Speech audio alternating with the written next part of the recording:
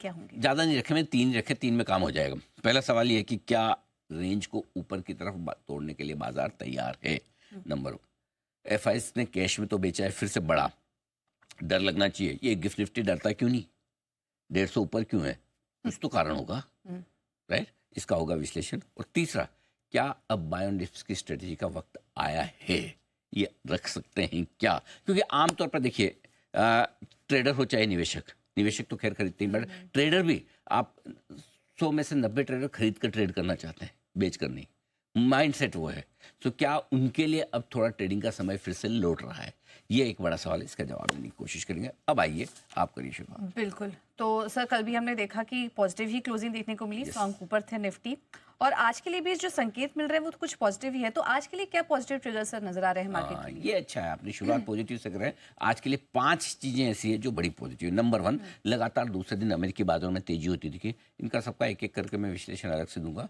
Fade meeting से पहले dollar index कमजोर होकर 103 के नीचे फिसला, भी अभी 103 के आसपास है। ये हमारे लिए पॉजिटिव है। डायरेक्ट टैक्स कलेक्शन के आंकड़े बढ़िया आते हुए दिखे हैं। घरेलू फंड्स की 6000 करोड़ की दमदार खरीदारी है, और एफआईज ने, आपको लगेगा बेचा है 4500 करोड़ का, लेकिन उसके बावजूद नेट अगर आप देखेंगे तो बिकवाली नहीं है। 750 करोड़ की बिकवाली अगर आप कैश के साथ स्टॉक और इंडेक्स फ्यूचर्स को मिलाकर देखें तो ये आज के लिए पॉजिटिव। नेगेटिव भी जानना चाहते हैं? जी, नेगेटिव। हाँ, लीजिए बिल्कुल लीजिए। नेगेटिव है थोड़े कम। एक ये कि गैप से खुलने पर रोज प्रॉफिट बुकिंग आती है। कल भी गैप से खुले, एक बार बिकवाली आती है, तो वो थोड़ा ना, जो गैप से ज़्यादा खुलने पर टेंशन है, गैप से कम खुले तो ज़्यादा बढ़िया है, लेकिन खुलने पर। और कल फिर से एफआई ने 4500 करोड़ के आसपास की बिकवाली की है, ये एक हल्का नेगेटिव है। और तीसरा, आज से फेड की 2 दिनों की रात को बैठक होने वाली शुरू। उससे पहले 2 दिन अमेरिकी बाजार बढ़ गए। वोलेटाइल बहुत ज़्यादा है, उतार चढ़ाव काफ़ी ज़्यादा है। भरोसा नहीं कब घट जाए कब गिर जाए। फेड की मीटिंग पर, मीटिंग से पहले, मीटिंग के बाद, यू नेवर नो। बहुत ज़्यादा हम 1-on-1 कोरिलेशन नहीं है, लेकिन मूड अच्छा होता है तो ऊपर देख के तो अच्छा लगता है। सुबह सुबह खराब ये 300-500 पॉइंट नीचे दिखे तो ये यार ये भी गिर गया, छोड़। तो कम से कम ये 2-3 दिन वॉलेटाइल रह सकता है अमेरिकी बाजार, ये ध्यान में रखने वाली बात है। तो आज के लिए पॉजिटिव नेगेटिव आप। ओके, तो नेगेटिव कम है, पॉजिटिव लेकिन ज़्यादा है। लेकिन जो सब यूएस मार्केट की आप बात कर रहे थे, शानदार जोश वहाँ से देखने को भी मिल रहा है। बहुत बढ़िया है पूजा, और सबसे बढ़िया बात है पिछले 2 दिनों में 1000 पॉइंट की रैली डाउ में हो चुकी है निचले स्तर से। आप देखिए, ऑन एन एवरेज अमेरिकी बाजारों में 500 पॉइंट के आसपास की ऊपर नीचे की क्लोजिंग डाउ में मिल रही है। इंट्राडे में 700-800 पॉइंट की रेंज हो जाती है, 600 से 800 पॉइंट की क्लोजिंग, 500 पॉइंट के आसपास की एवरेज क्लोजिंग मिल रही है ऊपर या नीचे। यानी कि बड़े मुंह अमेरिका में है। दोनों तरफ के व्यू स्ट्रांग है। कुछ लोग हैं जो बहुत खरीदारी के मूड में कि भाई इन्फ्लेशन कम हो रहा है, थोड़ी इकोनॉमी में सुस्ती के संकेत आ रहे हैं तो ब्याज दरें घटेगी, उनका प्ले वो है। दूसरी तरफ कुछ लोग वो हैं, ये भाई साहब ट्रम्प साहब क्या करेंगे, तलवार लेके, नंगी तलवार लेके घूमते रहते, कब किस पे चला लेंगे, बिना निशाने हमारे बंदूक उठा लेते हैं बस। वो दूसरा डर है।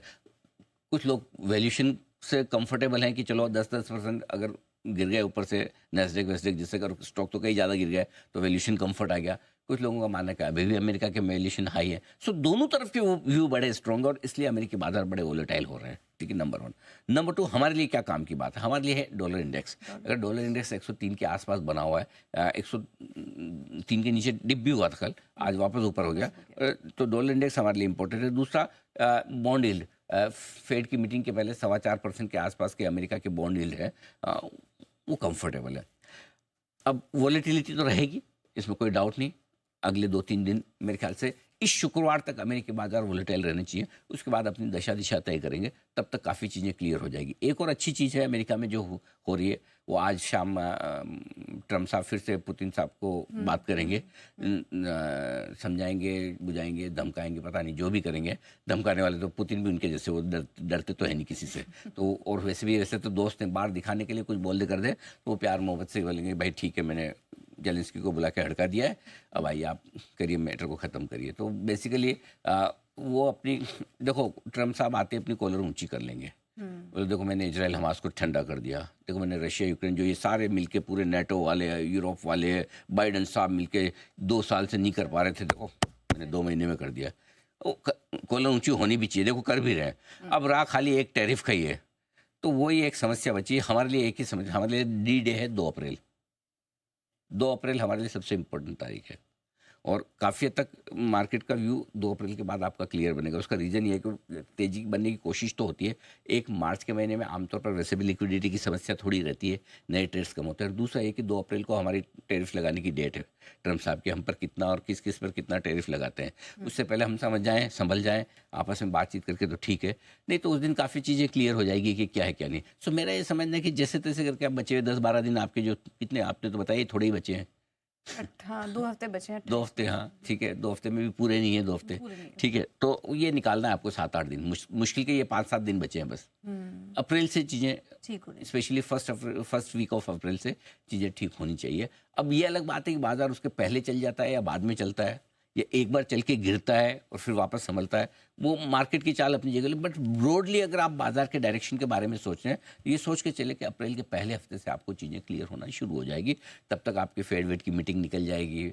रशिया यूक्रेन वाला मामला आपका मेरे ख्याल से 22-25 मार्च तक रशिया यूक्रेन आपका निपट जाएगा। संधि विराम, चलो हाथ मिलाओ, थैंक यू वेरी मच, ये सब 2 अप्रैल को हमारा आखिरी जो तलवार हमारे ऊपर लटकी हो जाएगी। सो मेरा ये समझना है कि अगले 10-12 दिन शायद, अगर आपकी पसंद के अगर कुछ अच्छे स्टॉक हैं या आपको फंड में पैसा लगाना है, तो बाजार मौका दे रहा है। उसके बाद थोड़ी, हाँ, एक ही समस्या इस बाजार में कि अगर आपको आदतें गंदी पड़ी हुई है हमारी, वो वी शेप रिकवरी कैसे देखने की, कि बढ़ना है तो भी तुरंत बढ़ जाए, घटना है तो भी तुरंत बढ़ जाए और वापस बढ़ जाए। इस बार वैसा नहीं है। इस बार रुका रुका कर, थका थका कर, पका पका कर, मतलब आपका पेशेंस टेस्ट करेगा बाजार। जल्दी से कुछ नहीं होने वाला। पैसे जल्दी नहीं बनेंगे, धीरे धीरे बनेंगे। और मतलब स्टॉक लेने के बाद आप सोचो कि नीचे ना देखना पड़े, वो होगा नहीं। सो बनेंगे, ऐसा नहीं है, बट ठीक है, अच्छा समय आने वाला है। मैं अच्छा समय बोल रहा हूँ, अच्छे दिन नहीं बोल रहा। अच्छा समय आने वाला है बाजार के लिए। दिन का तो कोई आकलन नहीं कर पा रहा है, लेकिन समय अच्छा आने वाला है। तो चलिए, ये थे यूएस मार्केट से संकेत। लेकिन जब